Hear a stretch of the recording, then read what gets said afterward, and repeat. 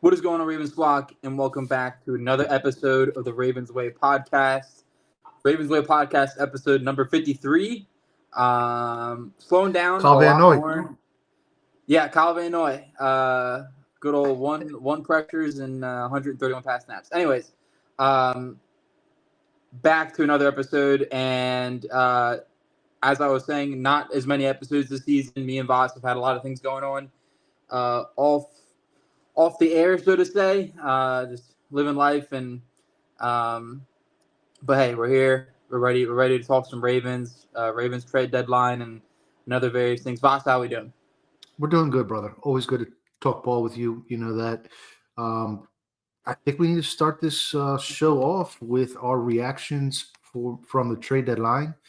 It was Ravens made. A lot of people are saying the Ravens made three moves. Eric DeCosta's so aggressive, but two of those moves were selling. Essentially, you're selling Owe to get Gilman back, and then you just sold Jair for a pick. But they did add Draymond Jones. Just overarching thoughts. Take it out wherever you want to go with it. Yeah, so I went back, and he used to be an interior defensive lineman, three tech, pass rush specialist type of guy, and then now later on in his career, Tennessee has put him on the edge. He's 6'3", 281. First I was confused because I was thinking, oh man, we got our interior guy. Let's go get an edge rusher. But it turns out he's now being used on the edge. Now Zach Orr at the press conference is talking about using him on the interior a little bit more. So Yep. I think from a trade standpoint, it's a good move. It's a move that probably should have been done in March. When we I think we identified that the defensive line room is not going to be able to run it back and have the same success of sacks with Owe and Van Noy and everyone else. So I think it's a nice move. If I had to give it a grade, I'd say like a B plus. I think the disappointment that we'll get to is that it needed something more to it. Yeah. I would agree with that. I think Jones is a good fit. He's a power rusher. He has some of the inside-outside Pernell McPhee type versatility, and he could be part of the solution at three tech. If they're not going to activate Peebles, you need somebody. You can't just run out three nose tackles or two nose tackles on all the big nickel or standard nickel snaps, passing snaps. Just going back to the Owe trade, because I don't think we discussed that. I don't think that was. I think that was after our last episode when we had kind of the round table with Garnett and Dan and Alec. I don't think they got enough for him, and I think you could have got a guy like Gilman easier, whether it be in the off season or just a straight one for player for pick trade and keep Owe. And Owe's now gone to the Chargers and put up 4 sacks in 4 games. So, when you lose Matabike, you want to do something to juice up the pass rush. And instead, they, in a way, subtracted from the pass rush. And I went into this deadline thinking they needed 2 pieces to try to improve the pass rush because, we saw Buffalo last week or 2 weeks ago. Yeah, Buffalo last week with Joey Bosa. He ate Patrick Mahomes. He ate him up because they were down there. They had 2 backup tackles in. And that's the only way you're going to beat Mahomes. I mean, the Ravens are, 1-5 against Mahomes now? Yeah. Funny enough, that was always probably best play of his career when he forced that fumble. So, they have some players that might return from injury. Maybe Mike Green can benefit from a lesser role. But I do think the pass rush should be a concern. Jonas Schaefer put out something like they're one of the worst, or if not the worst, pass rush without blitzing in a decade of all teams, not just the Ravens. So that would be I would have liked to see a supplementary move. I know you probably would have too. Yeah, just on the Owe trade, I thought it was a bad idea. It was a bad move. I know I'm a big Owe fan myself, but just from a value standpoint, I didn't think we got enough for him. It was a couple of pick swaps, and we got a 5th rounder, which we're so great at picking guys in the 5th round. We should stockpile as many as we can. I just thought it was positional value, an edge rusher in a contract year, and then we go out and we trade for another edge rusher who's also in a contract year, who's older, and I know maybe he commands $8 million less a year than OA, but I just thought that was not, to your point. We should have gotten a Gilman type in the offseason when we all pointed out we needed a third safety so we can have the flexibility with Hamilton.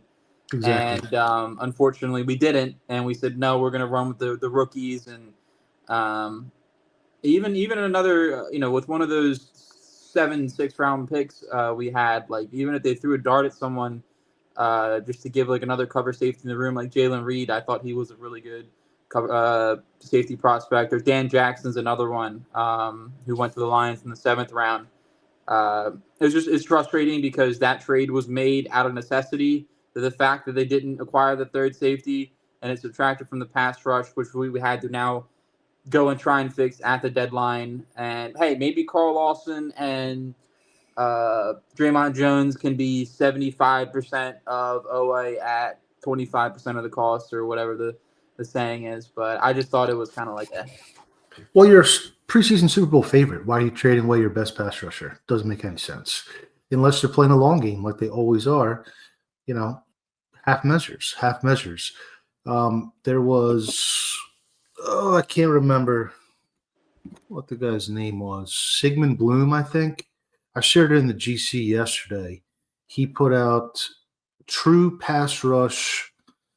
Let's see if I can find this here because it's kind of worthwhile to look at here. Here we go. This is called True Pressure Rate from Brandon Thorne. So basically it says how many pressures are you getting based on your volume of rushes.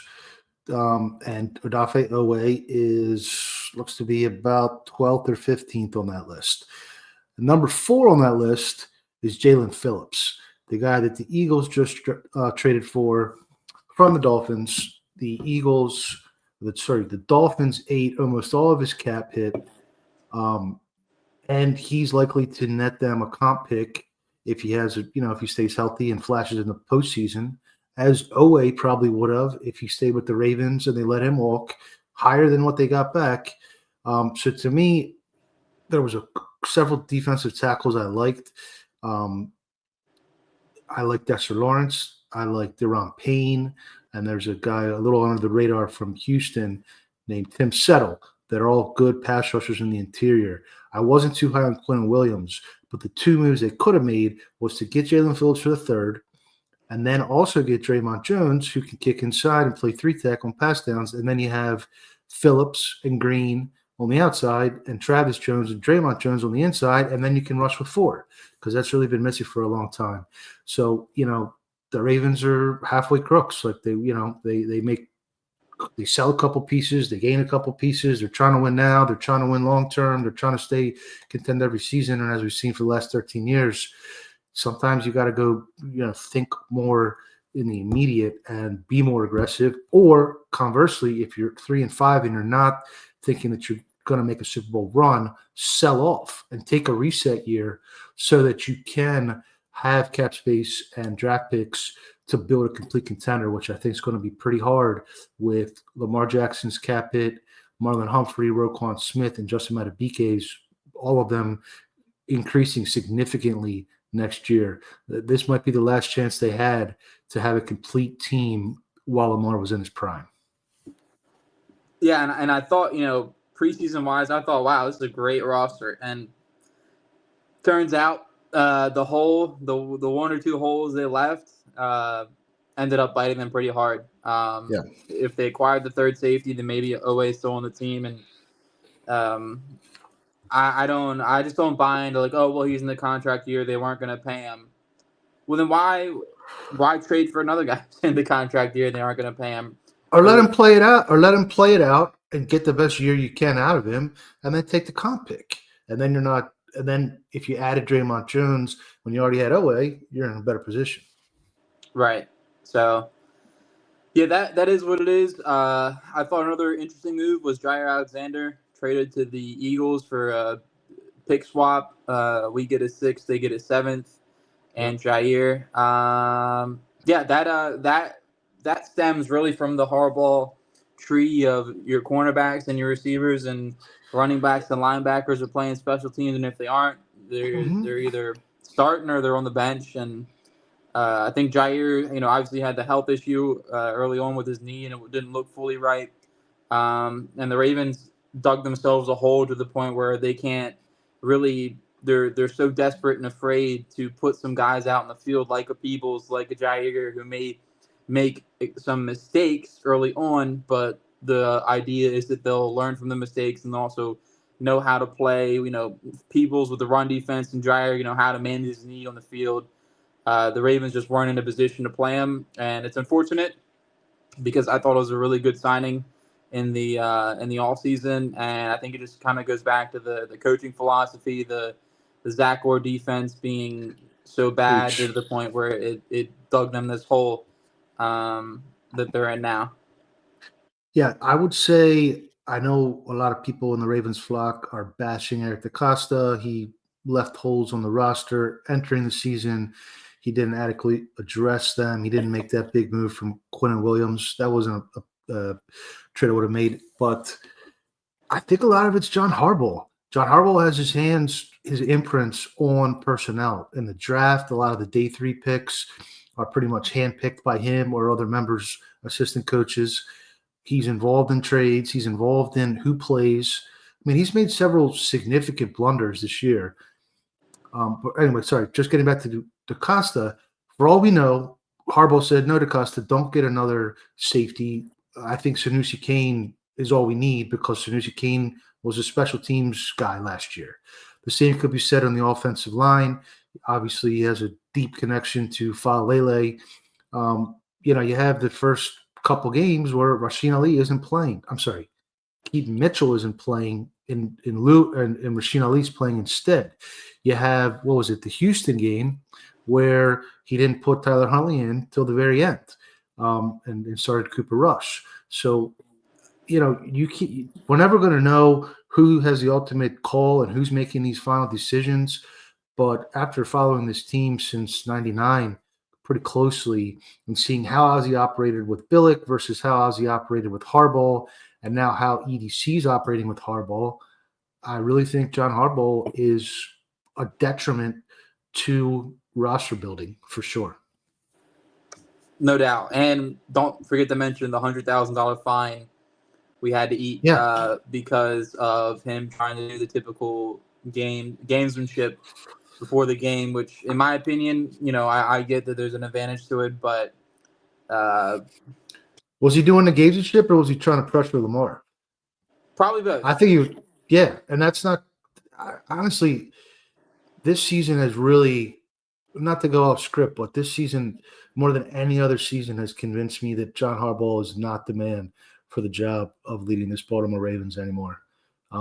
It's just so many, punting on fourth down in Buffalo and, not having anybody ready to play against the Lions. And you hear stories coming out of the locker room of players feeling defeated after week 1 and the stuff he does in the media. And one other thing, I don't think I've ever heard John Harbaugh ever say, oh, I did something wrong, or I made the wrong decision, or that was wrong. Ever. And leaders take accountability. I've heard Eric DeCosta say that. I heard him say, oh, I left the wide receiver room too short 1 year. Oh, I didn't put enough at offensive tackle. I don't think in, 18 years? How many years is Harbaugh now? I think it's 18 years, right? 13 since Ray Lewis retired. I don't think ever once has he ever publicly admitted that he made a mistake. He seems very arrogant and stubborn and standoffish. And when somebody says, why aren't you playing Keaton Mitchell? That just makes him want to start Rasheen Ali for 8 more games to prove that he's so amazingly, great. And the results just don't back it up. He's a 10th best winning percentage among active coaches.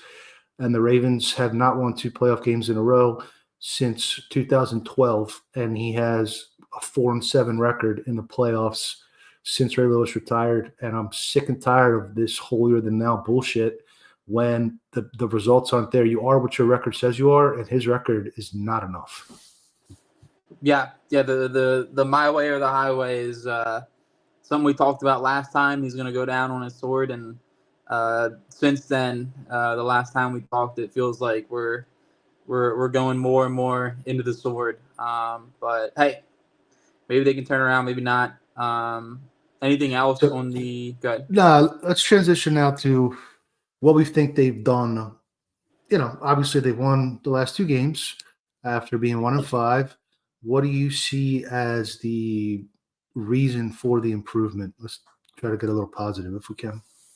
I think Colin Hamilton going down to the nickel with Gilman addition, like that was a huge reason why the defense has at least improved a bit. I don't think it's this perfect defense. It allowed 6 points against Miami. Miami's offense still got 370 something yards against us, and Tua was still throwing over the middle of the field, which I think Zach Orr's defense. That's just what it is. What it is. They just invite teams to throw over the middle of the field Is and it the defense or is it the second highest paid middle linebacker in the league? I think it's a little bit of both. I think Roquan is not the player in coverage we thought. Well, he was touted to be coming from Chicago. I think the weight and the age is starting to show a lot with him. And He can then I cover would, back. He can cover backs. He just can't cover tight ends. Doesn't sound like a cornerstone player to me. yeah. And then on offense, I think that just have more heavy personnel. I think that they've been running play action and under center a lot more, and that's got the offense to move. We saw with Tyler Huntley, him going under center, which with Greg Roman, like he was always in shotgun and read option and quick play action and getting it out quick. And we've gotten it out quick with Tyler Huntley, but going under center and using more tight ends, I think that's helped the offense because. The offensive line just can't pass protect with five, unfortunately, and of course Ricard coming back as well is helping, even though the most recent game was not pretty from him. Still, it's another player out there that can block and do it competently. So I think those two are really the biggest things. Ricard and then Hamilton moving down is the two I can identify. I'd say I think on defense, and I'll also just make this point and then I'll stop banging on Roquan, but the best defensive game they've had this season was against the Rams, and that was Teddy Buchanan and Trenton Simpson were the inside linebackers on that game. And I think there's just this – it's like Ray Lewis was such an icon that for the next 15 years after he retires, Ravens linebackers still get the benefit of his greatness when it comes to C.J. Mosley making Pro Bowls and Roquan Smith making All-Pros when he had a terrible year last year, and Teddy Buchanan winning Defensive Rookie of the Month. It's like, oh, there's a Baltimore linebacker who's averaging 10 tackles a game when the defense is designed to funnel it to them. That's he must be, worthy of praise when they're just not.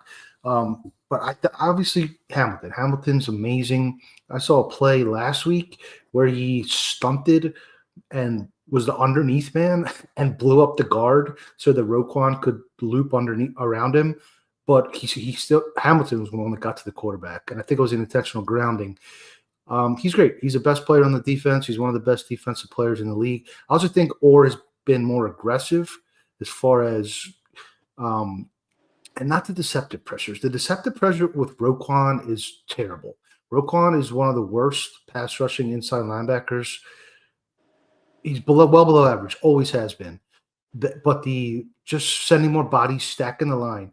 On offense, I think just Lamar's back, man. The offense was never really having major problems when Lamar was in. So what do you want to see? How do you want to see the schemes or the personnel usage evolve now that we're kind of in the middle portion of the season? I don't want to see Tyler Wallace in any sort of route formation that causes a pass, I think, for the rest of the year. DeAndre Hopkins, who we spent money on, and Devontae Walker, who has 3 touchdowns and 4 career receptions. It's time to get those guys involved. They're difference makers, especially on third down. We see D-Hop really bail us out on third down in critical situations, and sure Tylan Wallace has had his plays in the past, but he just isn't a difference maker receiver as those guys are.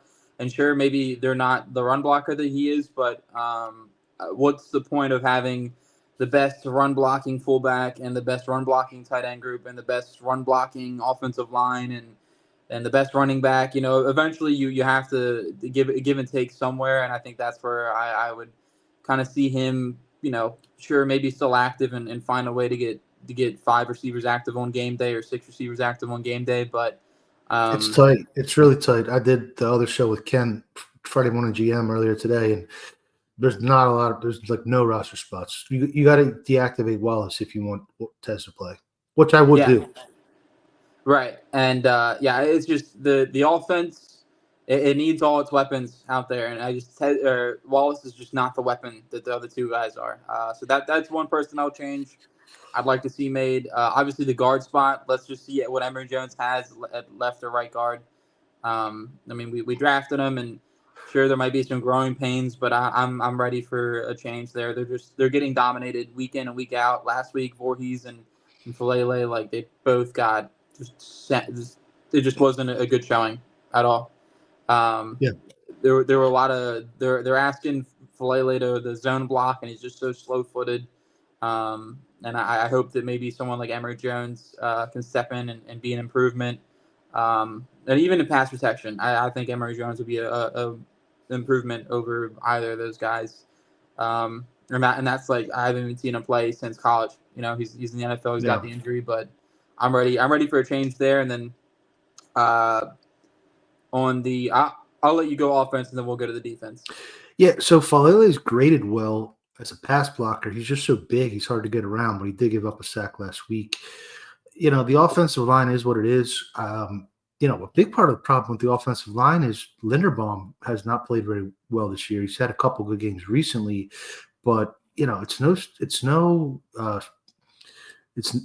not a coincidence that they've struggled in short yardage and they have one of the smallest centers in the league. I think that's logical, obviously. I would like to see more spread, and that's probably counter to what you're saying. But it's just when they get in these situations where they got everything packed tight in, and then the opposition starts crowding the box, there's no upside to just jam Derrick Henry into a 7-8 man box all the time. And I think we're probably going to see that this week coming up, which we'll get to in a minute, against Minnesota and Flores.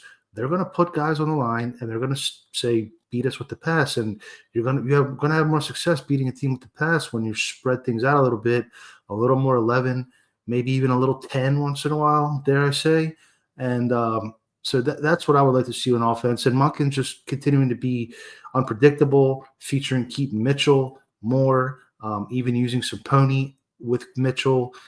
They have a lot of playmakers. Tight ends are coming off a really good game too. So you got 4 playmaking wide receivers as I see it, including Tez, and a Thunder Lightning running back combo, and several tight ends that can do some damage when they're not accounted for. So just involve everybody and spread it out more, and just scheme around your offensive guards as much as you can. Defense?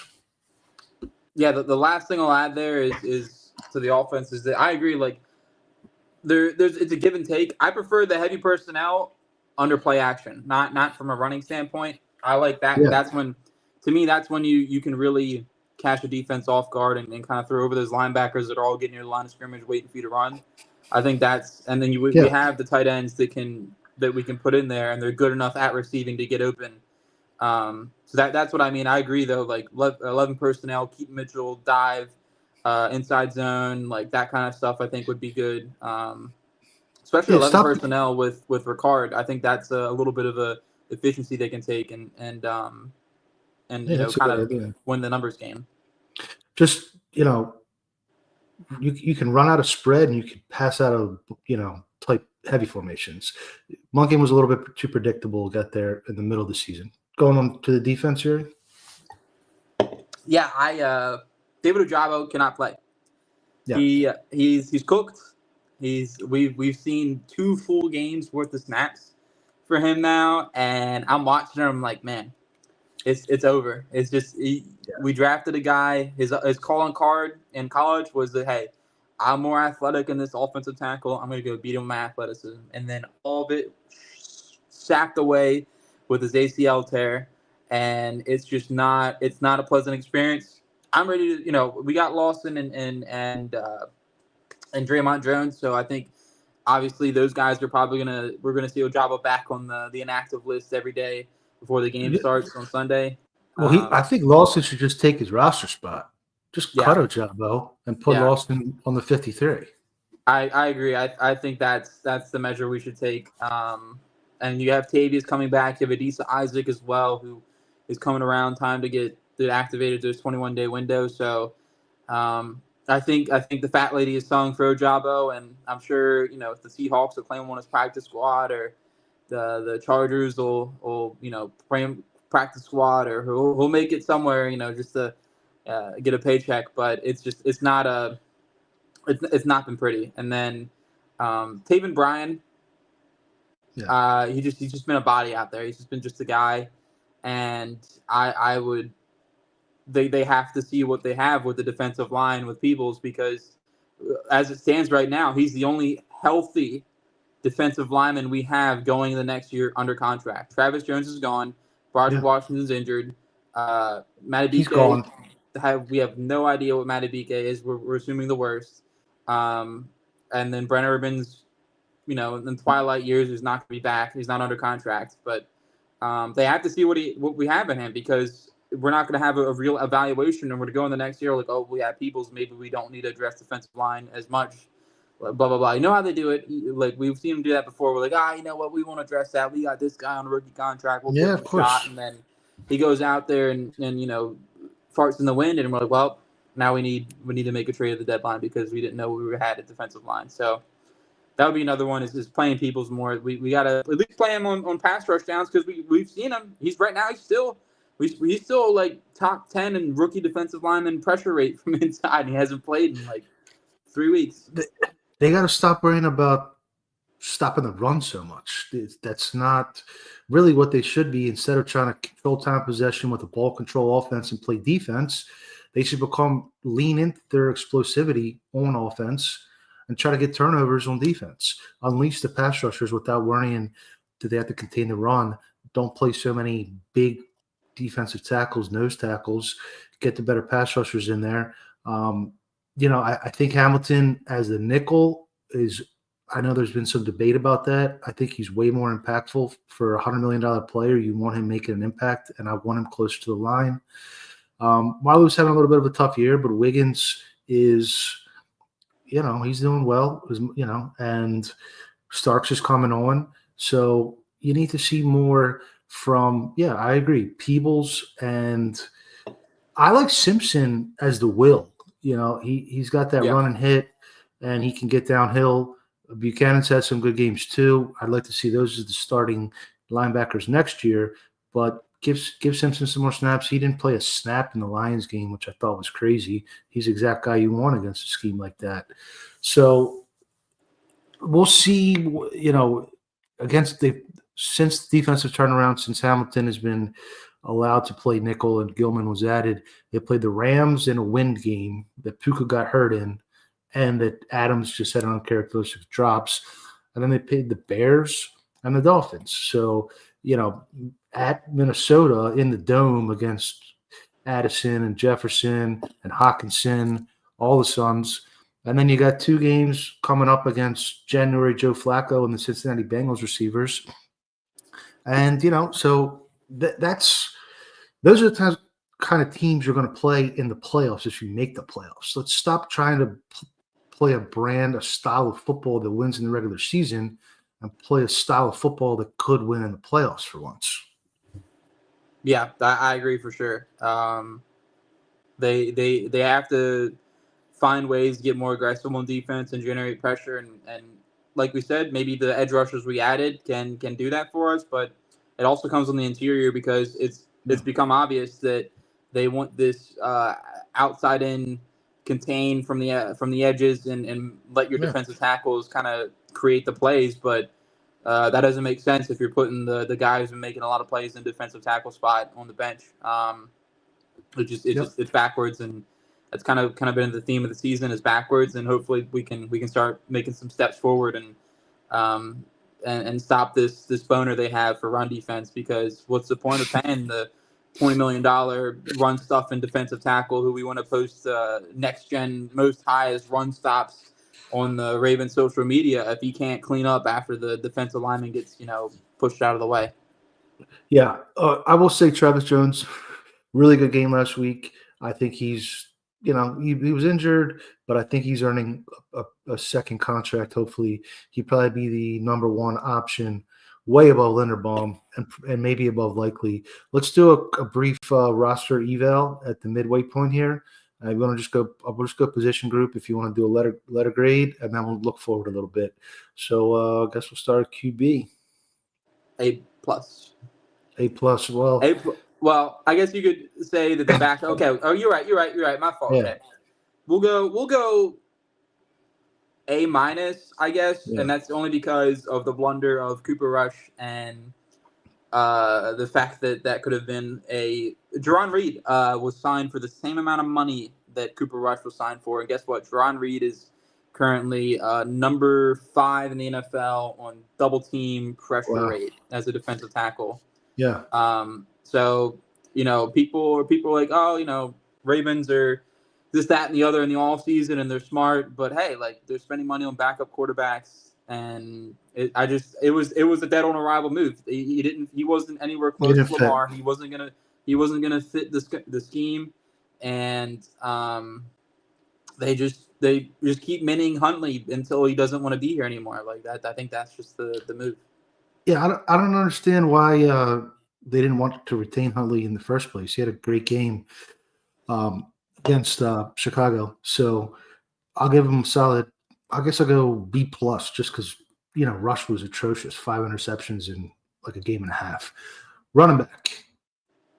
I think A- is good. I think the fumbles from Henry were just a little that, and then the Keaton Mitchell mishandling. I guess, are we doing evaluation of the players or evaluation of how we're using the players? How about we're just evaluation of the position, so players and utilization. Okay, and then A-. I think Keaton Mitchell was sitting on the bench for all those games when Henry was kind of that lull there in the middle. We had Henry the first game, he ran all over the Bills, and then the second and third game he wasn't having that same success. I think that would have been the time, like, hey, like it's time to put Keaton Mitchell on the active roster and run him. I mean, like they were struggling to run the ball, and they needed a change of pace, and Justice Hill unfortunately just wasn't doing it, and he's Rasheen Ali as well. Just they're not even going to run with them because John Harbaugh probably doesn't trust him. So I'll go with I'm going to go B-. I think when you pay Derrick Henry and you bring Derrick Henry in, you expect him, probably wrongfully, but you expect him to be able to overcome some deficiencies on the offensive line, which is really backwards. You want to pay the offensive line and go cheap at running back, but you got the highest paid running back, one of the highest paid RB1s in Henry. You got one of the highest paid RB2s in Justice Hill. You have one of the most explosive RB3s in Keaton Mitchell. Why is Rasheen Ali on this team? It's driving me crazy. There's no reason this team needs to have 4 running backs. You can find Rasheen Ali, 100 of them, on practice squads, in the draft, wherever. And you're emphasizing special teams so much that you activating, special teams guys and not even having a 2 deep at certain positions on defense for 4 games now. They've done that. It's ridiculous. But I also think Henry has not been – he still has the explosion, but his short yardage hasn't been as good. His success rate hasn't been as good. He's been getting tripped up. It looks like maybe he lost a little bit of vision. And I do think – I know they extended him, so it's probably 1 more year, but I don't think he's going to finish the 2-year extension on that contract. I think next year is probably his last year. Let's move on to tight end / fullback. Yeah, real quick. I realize why. You got the wrong flavor? It's because tequila. and it's not vodka. And I thought it was vodka, and I'm like, man, why does this taste so sour? Okay. Yeah, tight end. I think I'll go a solid Right. A. I mean, they got Andrews, they got Likely, they got Kolar, they got Ricard, who I'm lumping in there with the tight end group. I mean, in terms of utilization, obviously as a Kolar fan, I'd like to see him used more because he's got 2 touchdowns the last 2 games, and he's 6'8", and I think we should probably use him in the red zone a little bit more. But I think they did well with Andrews the first couple of weeks. He's had a lot of really good, strong performances, including 2 touchdowns last week against the Dolphins, and he certainly answered the bell. But it's not cold out yet, especially in Miami. So we'll see. And it's going to be a controlled weather next week. Hey, controlled weather this week. Mark Andrews anytime touchdown. Just It's a good bet. thinking about it. But yeah, I think that they've done well with the tight end group.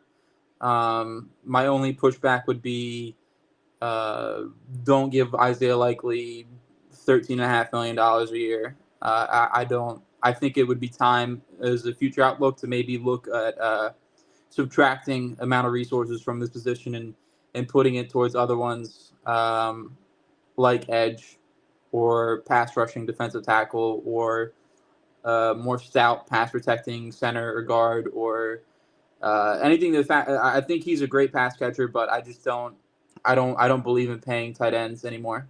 I know Lamar Okay. loves him, but I don't believe in paying him unless you have one that's a Y like Charlie Kolar that can block in line and line up in the slot. And I just don't think Likely's that.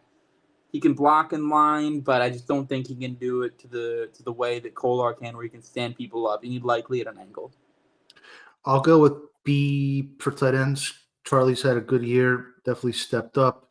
Andrews, probably what you expect. He didn't get that many targets like usual in the beginning. Likely's definitely not having the contract year he wanted.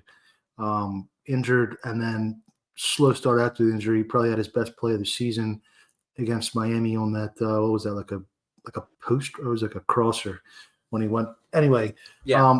I think you got a point as far as not paying tight ends when it seems like you can find pretty good tight ends in the mid rounds. Harold Fannin and Aronde Gadsden are both rookies that are having really good years this year. So I would definitely keep that in mind. Let's do wide receivers. B-. I think the Zay Flowers going under the radar for a couple of weeks, especially with Cooper Rush in there. And then Bateman's underutilization, and Hopkins only getting maybe 1 target a game, and Tez riding the bench for Tylan Wallace to go out there and run block, and have Tylan Wallace go run pointless routes that he doesn't have the efficiencies of route runner to cut on. I don't think they've utilized the group well. I think it's a great group, but I don't think they utilized it to its maximum ability. We saw early on with D-Hop. I mean, he was catching fades and scoring touchdowns, and that was the way to use him. And then it just kind of like tapered off a little bit. And then same thing with Tez. Tez is stretching the defense. We're starting to run the ball because Tez's threat and presence was starting to open up the box, and then they went away from it, and now they went to condensing the box, and now they're opening it back up again. Zay Flowers is getting involved, and I just think that period between the Dolphins game and week like 3, I would say it wasn't a good utilization of the group. You talked me down because I was going to go A+, because I think you got to take into account what do you expect them to do when Cooper Rush is a quarterback. You can't. I mean, they are dependent on the quarterback. I think Hopkins has been awesome. I'd like to re-sign him if they can. And I agree with you on Bateman. He's tapered off. I don't know why they gave him a pay raise for when they didn't have to in the offseason, but they did. I think because he requested a trade. He said, increase the pay or I'm leaving. Well, they can't force him, and he can't hold out. The CBA prevents that. But anyway, I'll play a little bit more hardball sometimes with these hard ball, not hardball. I agree with you on Tez. He's had a good year. I think Flowers is having a good year. I'd like to re-sign Flowers. Some people are like, it's a foregone conclusion. You can't re-sign Flowers. He's a wide receiver. It's too expensive. Well, you can't pay running backs and inside linebackers and say that, oh, we're being so smart. And then you have a Pro Bowl wide receiver coming up in the prime of his career and say, we're not going to pay him. So I don't know. Yeah. I guess I'll go A-.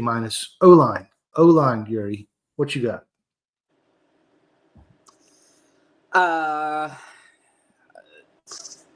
C-. Yeah. They've lost a lot of games this year because of the interior offensive line. Roger Rosengarten early on took a major step back, and then Stanley was injured there for a while, and they didn't put Vincent in the fire. They put Noteboom out there. Noteboom was getting tossed around. Certainly a miscalculation there at a left tackle, swing tackle replacement we were looking for in the offseason, which was the need, and seemingly they just didn't fill it solidly enough. I mean, there's not a whole lot of swing tackles that are good kicking around. If they're good, they're starters pretty much. Not everybody has two decent tackles, maybe including the Ravens with Ronnie's, although he did rebound. I'll go D. I don't think any of them played better than last year. I mean, maybe Voorhees, but it's just not a great group, unfortunately. And I've been of the mind that you want to pay receivers and corners and pass rushers and quarterback. But I think O-line, you have to say all 5 positions are worth investing in. Go with a UDFA running back if you have to, and put a really potent, stout O-line in front of him, and you'll probably get similar results with Lamar Jackson causing all that misdirection. Flipping it to the defense. Let's go. Well, you want to do specialists? Let's do specialists. What you got? So what, kicker? Kicker, punter, long snapper. How do you think of the long snapper's performance? The whole group or individual? The whole group together. It sucks because Jordan Stout slumped into this, and he's had a phenomenal year. And Wester too. You even pull Wester in there. I'd go C with them. They've just been mid. I guess compared to last year, Loop is making more kicks, and okay, I'll talk myself up. I'll go B-. Loop is making more kicks. His punts have been a lot better. Wester had the one return. I think this is the only opportunity he really had to return. All the other returns I've seen from him is the guy's been on top of him. So I'm like, okay, that's fair. But the Loop kickoff situation, why do we keep letting these teams out to the 40 on us? Yeah, that's a fair point. I'll go solid B because I think Stout has been good and Loop's been solid. But you're right. Kickoffs have not been strong. I think Wester, when he has a chance, and he got lucky to get that ball back on the one, he had the one big return, then he fumbled, and they gave him another one, and another big return. And Mitchell's been good on kickoff returns. Defensive line. Obviously, biggest loss of the season, injury-wise, has been Matabike. D-line.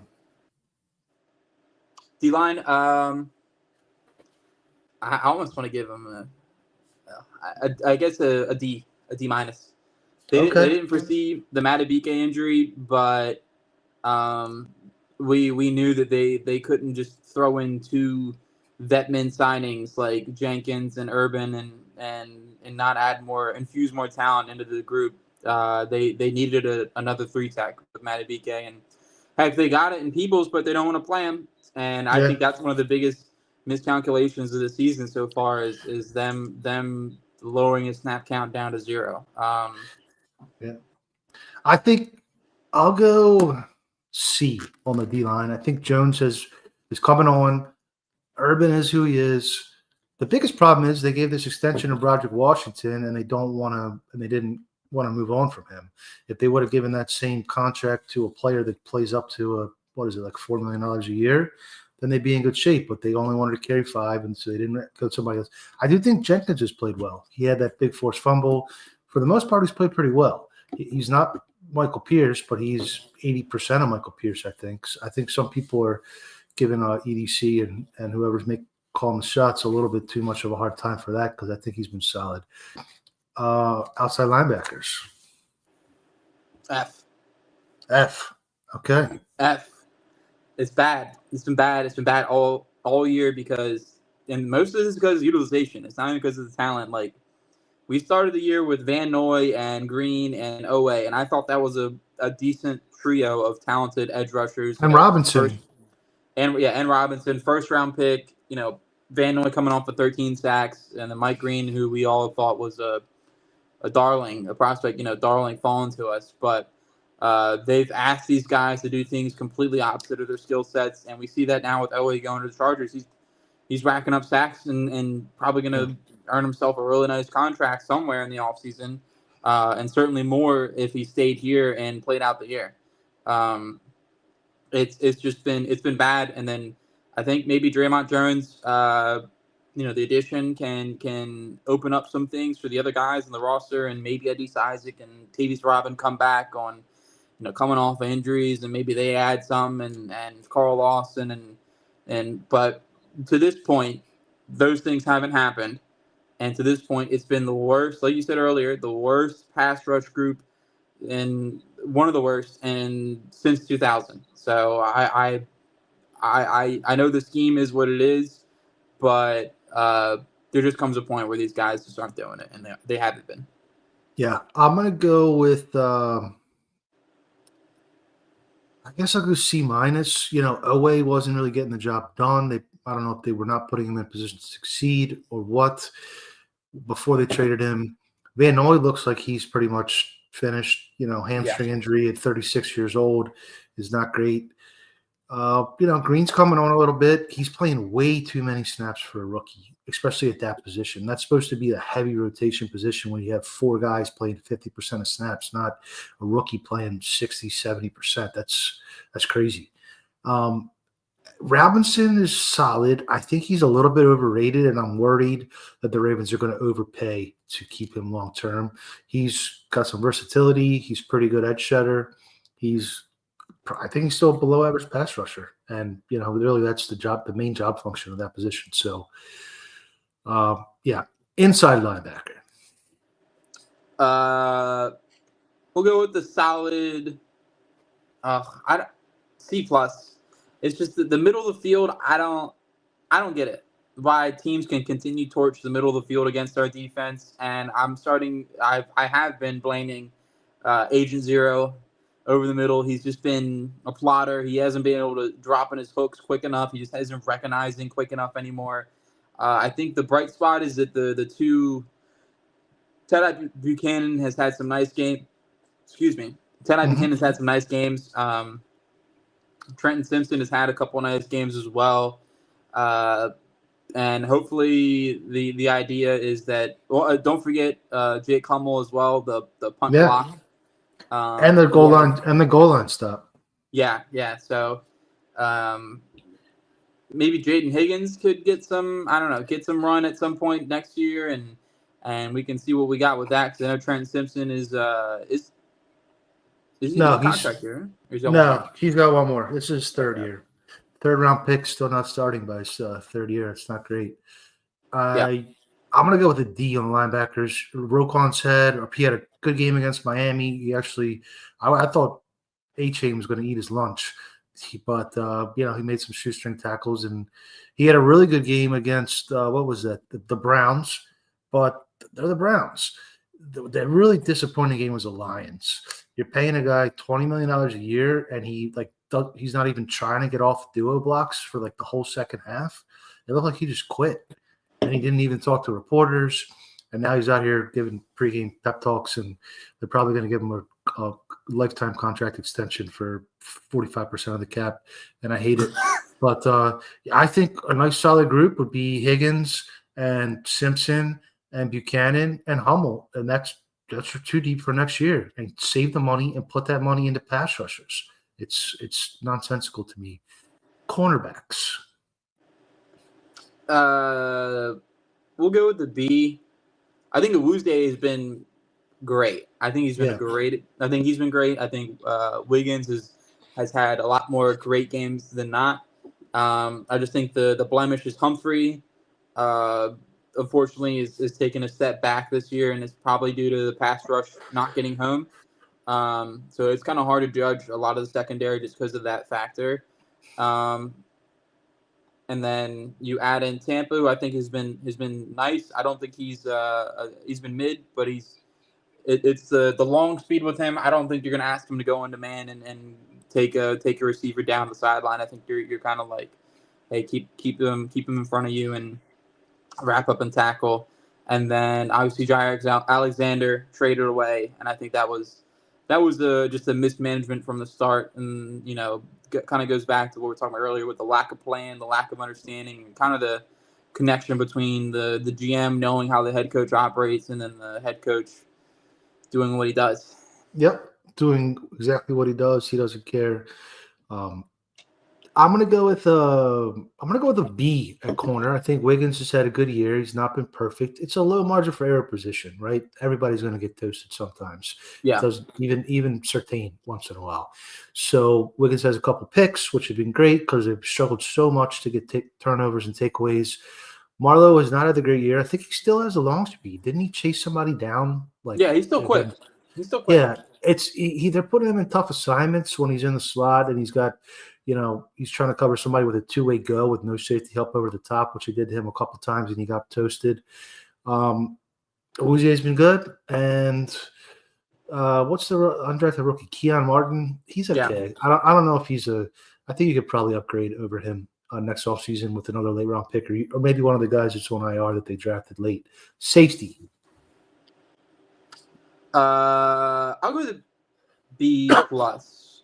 I think the guys they have now in the group are a good rotation. I want to say good rotation. Starks, Hamilton, and Gilman. Those three have certainly settled the defense down a little bit,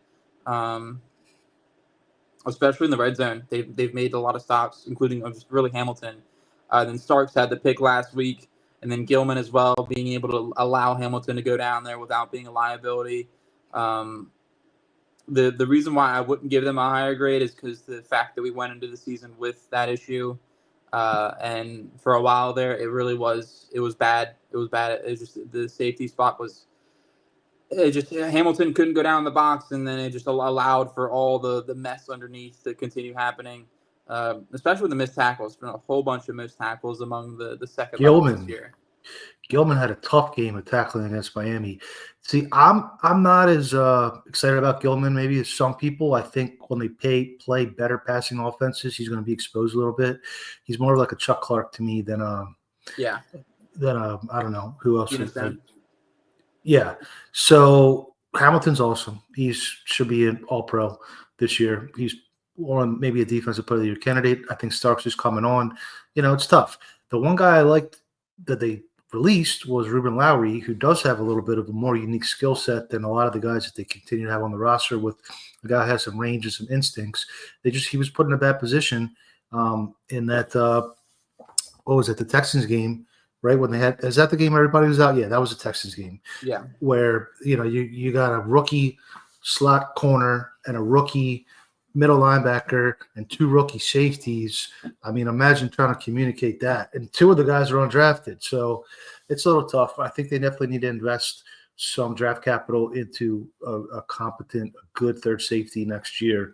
And hopefully with another year of, another offseason in the books, Starks can live up to that first round potential.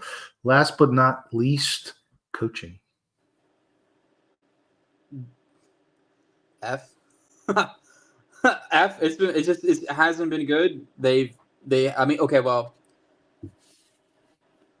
D plus. I want to give Todd Monken his credit because the fact that the whole Ravens media galvanized to put out hit articles against them and all that shit, and then just for him to come out and go scorched earth against two teams with Huntley and then Lamar coming back, it really was a great past couple of weeks for him, and you can see the adjustments he's made schematic wise, and I want to give him his flowers. He doesn't deserve to be lumped into an F grade because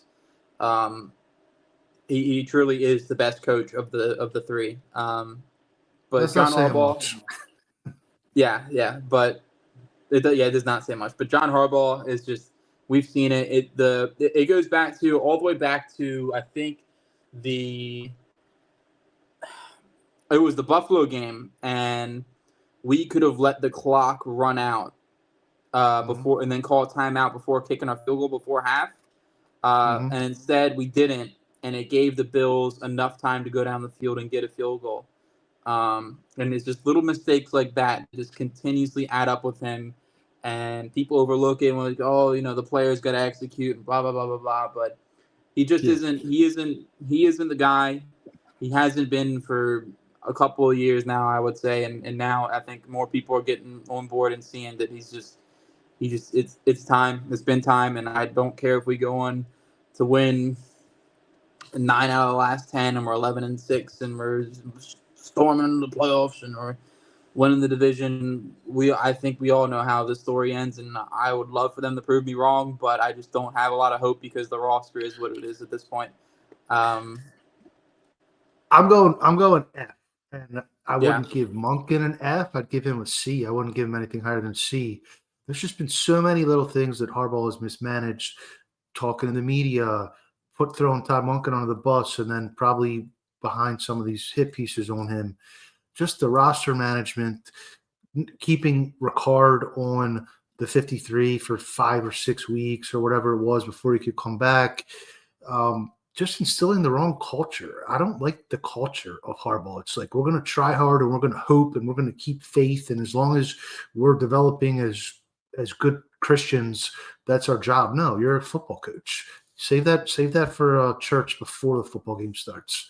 And nothing against religion. I'm religious. I go to church, but that's not what I want on my football team. And he's made them soft. They back down from challenges, or, finally it took him 6 weeks, 7 weeks, 8 weeks to figure out how to put a decent game plan together. And Monken, the goal line play calling, and especially like that one series they had where they had the Wildcat with Mark Andrews twice in a row. It's been bad. I mean, they came into the season as Super Bowl favorites, not like one of the favorites. They were like the number one favorite for a while in August, and they're 3-5. And okay, they played tough games. They played tough teams: KC, Detroit, Buffalo, Houston. I guess you can throw in there. I guess you can't because they're 3-5 too. But if you're going to be a team that's going to win the Super Bowl, beat those teams. I made this point earlier with Ken. You could come out of nowhere, right? 2000 and 2012. Well, in 2000, the Ravens beat the Titans on the road. In 2012, they beat the Patriots at home and the Giants at home, and the Giants, they lit up the scoreboard. That was like the precursor to Flacco going on his epic run. Those were the two Super Bowl teams the year before. Who have the Ravens beat this year? I don't see him elevating the talent. Harbaugh used to at least be like the floor raiser. Like, okay, everything's going to hell. We got a bunch of guys on injured reserve. We're going to put it together with Ryan Mallett and beat the Steelers or something like that. And, they haven't been doing it. They haven't been raising the floor. The talent, the results are worse than the talent. Even with the injuries, it's still worse than the talent. So anyway, we're coming up on an hour here. Let's quickly do any predictions we have for this upcoming week against the Vikings, which I think is a pivotal game, and predictions for the rest of the season. Yeah, I think for this week, I think we see the Ravens offense very easily handle the Vikings sim pressures. I think we're going to actually struggle with the Vikings rushing forward. I just think their pass rush is a lot to deal with. Jonathan Allen, Dallas Turner, Jonathan Grenard, a couple other guys they have over there, and they have a decent secondary. I think the key to this one will be how they really manage to protect with 5. And as we've seen, I don't think it's been great. I do think they skid on by here, 23-17. I think they beat the Vikings in a dramatic fashion. I think that the Vikings are also, I think, 4-4, so they're fighting for. I mean, they're fighting for the division. I think they're third right now in their division. So I would say that this is going to be a tough game for the Ravens, but I think they win. Yeah, I think it's one of the 2 or 3 toughest remaining on the schedule. I think I'm going to go with the Vikings. I'm going to go with the Vikings in a nail biter that I'm going to say Luke misses a field goal at the end. Lamar plays valiantly, but the offensive line betrays him. And the play call and Harbaugh is too focused on trying to run the ball in heavy boxes instead of trying to spread them out and get the receivers involved.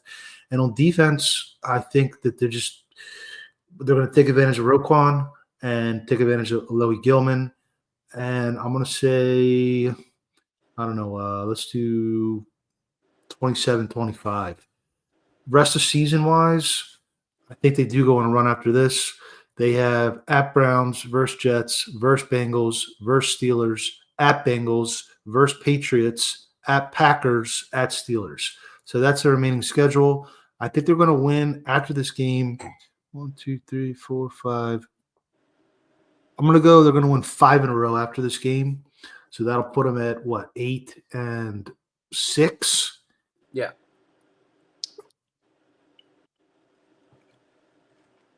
I'm going to say the Ravens make the playoffs at 9-8. They don't even get 10 wins, but they make the playoffs. And then John Harbaugh hits his chest, beats his chest, and everybody else and the beat reporters fall in line, and everybody says, "Look at how amazing they did, digging themselves out of the hole, making the playoffs with another early exit." And we continue in this depressing purgatory that Ravens football has become. Yeah. I mean, I would go and say 11-6 is where I have us.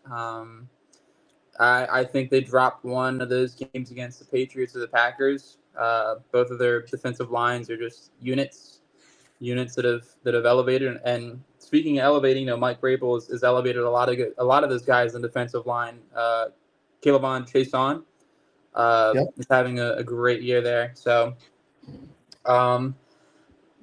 I think we make it in, and I think we beat. I think we beat a team in the wild card, and then I think one of the big boys come and remind us that we're third in the AFC until proven otherwise. I'll coach again in the playoffs. Every year since 2012, 2013. Every time they've made it, I should say. 5 times they didn't make it. So, yeah.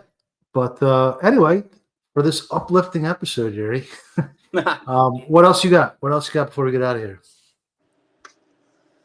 I think that's it. I mean, I don't. Well, I think went on the Super Bowl pick. Super Bowl pick. The matchup and the winner.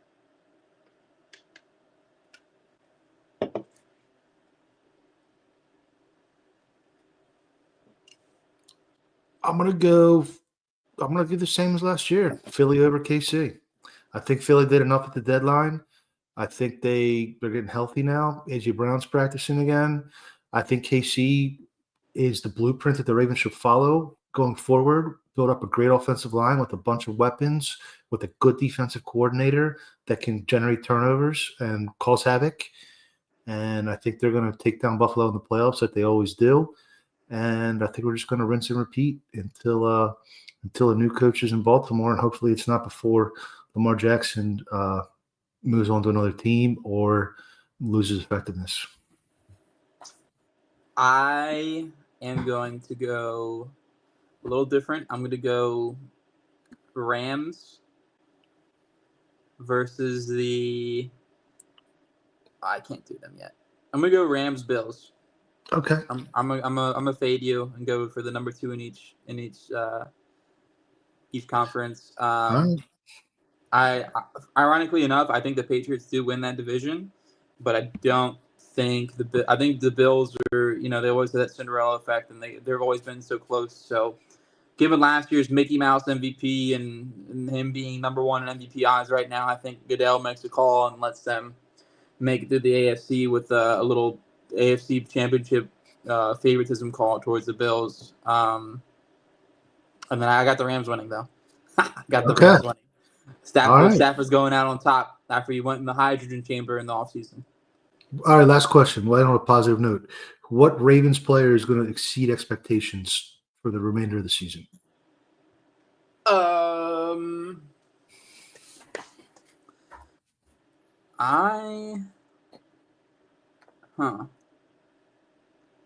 I mean, trying to think of like the expectations we set for him. I'll probably go Malachi, but we already said everyone had. That's what I was going to say. I mean, everyone already had high expectations for him. I guess current expectations, yeah, Malachi Starks. I think he exceeds expectations. Yeah, I think they start getting some more takeaways. Hopefully, I'll go with I'm gonna go with Rosengarten. He's got Lamar back. He's had a couple good games now. He seems, he's got a year and a half in the NFL, so he should have a good feel for the speed of the game, all that. He's got Lamar back. He's got Pat Ricard back, and hopefully Munkin will put him in position to break out and really become a cornerstone offensive lineman because they sure need it going into the offseason. Yeah, I like that. I like that. All right. Let's get on out of here. All right. I appreciate everyone watching. Vas, I appreciate you for joining as always. A little more of a negative episode. Just trying to, sift through some things and look at it with no purple glasses. So they're 3-5. How can you sit here and have a positive episode? They are 3-5. And I will see everyone again here in a couple of weeks. We will maybe reconnect. And I think before those big lull of the division games, I think that'd be a good point to. Yeah, the Bengals. The first Bengals game is on Thanksgiving, so somewhere around, probably not that, maybe the week after Thanksgiving. Yeah. Before the Pittsburgh game. Yep. All right, sounds good, brother. Always good to talk ball with you, and I hope the Ravens prove us wrong. I do too. Hopefully they go on the Cinderella run and John Harbaugh is paraded around the streets. Yes, sir. All right, I'll see you guys next time.